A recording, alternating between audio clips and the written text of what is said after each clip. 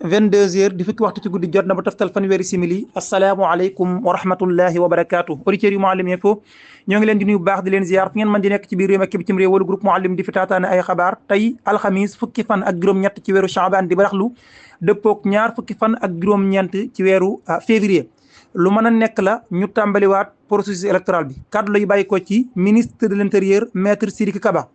ñi demoon ci dialogue bi ginnaaw woote kilifa réew mi président Macky Sall la ñu proposé mooy nañu jël datub 2 juin amal ci élection présidentielle yi terewul nag ba léegi ak njaaxle mi ngi wéy ji nekk ci bopp sénégalais yi ne ndax ne kat njottoon nañu ni ginnaaw dialogue bi lépp dina leer ndax président Macky Sall moo ko digg woon waaye daal bañ ko digg léegi ba tey dara leeragul sénégalais yi wéy di amuk njaaxle daal di wax ne kañ la kon président Macky Sall digg ci bopp réewum Sénégal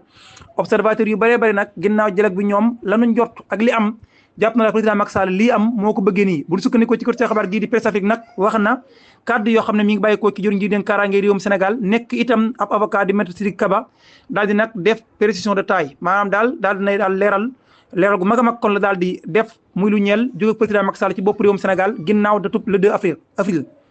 2024 nee na bu fekkee président Macky Sall jóge na ci réew mi le 2 avril te amagul ku ko war a wuutu kon su boobaa président assemblée nationale mooy ñëw daal di koy wuutu assuré intérim bi te nag su boobaa processus bi kon dañu koy tàmbaliwaat mu ne c'est la première fois Sénégal lu mel nii di fi nar fee am mooy ñu dem ba mandat ki fi nekk jeex mu war a amal passation de service te ki ko war a wuutu amul su boobaa kon lay am mooy président assemblée nationale mooy ñëw wuutu ko